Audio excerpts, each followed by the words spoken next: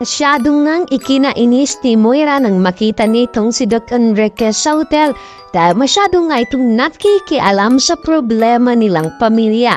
Dahil itong si Doc Enriquez ay pilit nga niyang pipigilan itong si Moira dahil hindi niya hahayaan na makatakas ito nang malaman ni Doc Enriquez kung ano ang ginawa ni Moira sa kay Dr. Tanyan. Alam naman ni Doc Enriquez kung gaano kasama itong si Moira pero ikinagulat pa rin niya nang marinig niyang sinabi ni Annalyn na si Moira pala ang mismong tumulak kay Dr. Tanyag sa hagdan kaya ito na-comatose at nawala ng memorya. Samantala itong si Annalyn habang tinitingnan niya si Moira ay nagdarasal pa rin siya na sana ay makarating agad itong kanyang tatay Robert dahil pagkatapos yung malaman itong si Moira ay nagtatago pala sa hotel ay tinawagan nga niya agad ang kanyang tatay. Kaya itong si Robert ay agad nang napasugod sa hotel na sinasabi ni Annalyn at nakiusap naman itong si Zoe na kung pwede ay sumama siya.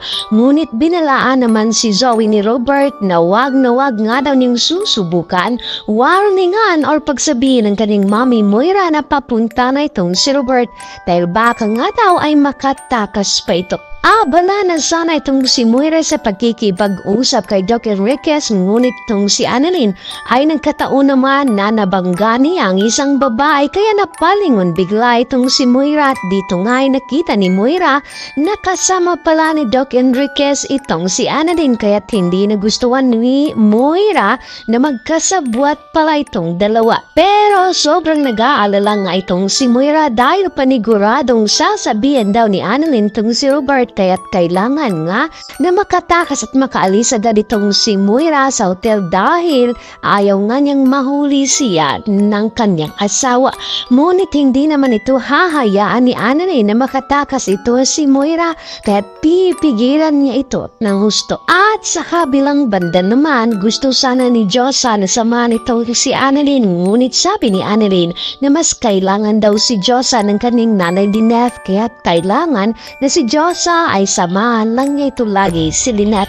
Ngunit itong si Lynette ay hindi naman mapakali dahil pagkatapos niyang magkausap itong si Annalyn at iparamdam na wala na nga siyang pakialam kung anong nangyayari kay Robert ay dito nga't nag-aalala pa rin si Lynette sa kanyang anak dahil hanggang ngayon ay hindi pa rin daw tumatawag at hindi makontak itong si Annalyn. Samantala itong si Moira ay sobrang nagalit kay Doc Enriquez dahil kasabot pala sila ni Annalyn. Kaya't pipigilan nga nung gusto ni Annalyn at Doc Enriquez na hindi makatakas itong si Moira. Kaya't itong si Moira ay agad nga niyang tinulak itong si Annalyn dahil ayaw niyang hawak itong si Annalyn sa kanya dahil nandidiri nga daw ito siya. At dagdag pa dito, sabi ni Annalyn na hindi na nga kailangan ni Moira magpanggap pa dahil nalaman na nga ng kanyang tatay Robert ang buong katotohanan at lalong-lalo na meron na ngang ebidensyang hawak-hawak dito. Kaya't itong si Moira dahil sa ayaw niyang mabutan siya ni Robert pagkatapos sabihin ni Annalyn na papunta na nga daw ito ay agad nga ning tinulak itong si Annalyn at itong si Doc Enriquez ay hindi na rin nakaligtas at sinampal na nga siya ni Moira. Ngunit habang sinasaktan ni Moira ang dalawa ay dito naman ay biglang nagpakita si Dr. Tanyag. Dito nga ay muling nasasaksihan ni Robert kung gaano talaga kasama ang kanyang asawa. Samantala itong si Zoe ay sobrang nag-aalala dahil booking na nga at hindi na kailangan magpanggap pa ang kanyang mommy dahil bungad na nga ang kanyang masamang ugali. Kaya't itong si Moira ay sobrang nagulat nga nang makita niya itong si Robert na kasama si Zoe at agad nga itong nagtanong kung ano nga daw ang ginagawa ni Robert sa hotel at kung paano niya nalaman na andito siya. At sa sobrang galit ni Robert ay agad nga ning hinawakan itong si Moira dahil sinubukan pa nga ni Moira ang tumakbo pero hindi na nga hahayaan ni Robert itong si Moira ay makatakas pa. Habang itong si Doc Doc Enriquez ay sang-ayon naman si ginawa ni Robert sa kanya dahil deserve na ito ni Moira. Punong-puno na nga itong si Robert sa kanyang asawa na puro na lang kasinungalingan at pagpapanggap kahit alam na niya ang katotohanan ay puro pa rin pagpapanggap at hindi pa rin inaamin. Kaya't itong si Robert ay napapagod na rin sa ugali ni Moira. Kaya't ngayon itong si Robert ay pinapangako na nga niya sa kanyang sarili na pipilitin niya itong si Moira na simula ngayon ay puro katotohanan at totoo lang sasabihin ni Moira at hindi puro kasinungalingan na lang lalabas sa kanyang bibig. Hinatat na nga ito ni Robert si Moira habang maraming taong nakasaksi at maraming nagtataka kung anong nangyari sa dalawa. Habang itong si Zoe nagmamakaawa naman sa kanyang daddy dahil nasasaktan na daw ang kanyang mami.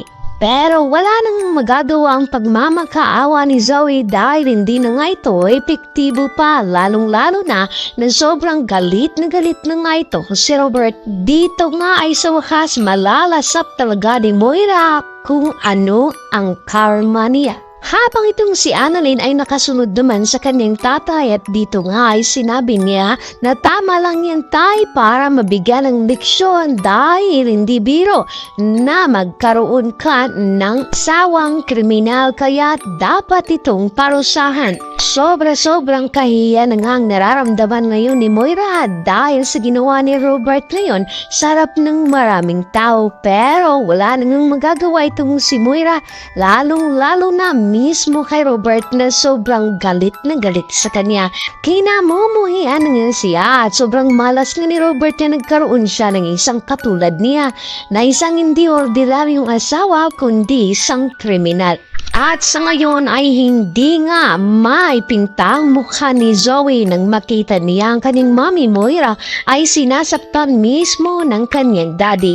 Pero itong si Annalyn ay sang-ayon sa ginagawa ng kanyang tatay dahil deserve nga ito ni Moira at sa katunayan kulang pa nga ito dahil mas bagay pa nga kay Moira na mapakulong ito na kung saan ito nga ang gusto ni Robert na ipakulong ang kanyang asawa pero una sa lahat ay gusto nga ni Robert na lumayas na itong si Moira sa kanilang pamamahay dahil hindi nga niya matitiis na meron siyang asawang kasama na isang kriminal. Kaya't mga kaibigan, sabay-sabay nating abangan ang susunod na mga pangyayari at huwag kalimutan mag-like at subscribe para always updated dito sa paborito nating Habot Kamay na Pangarap.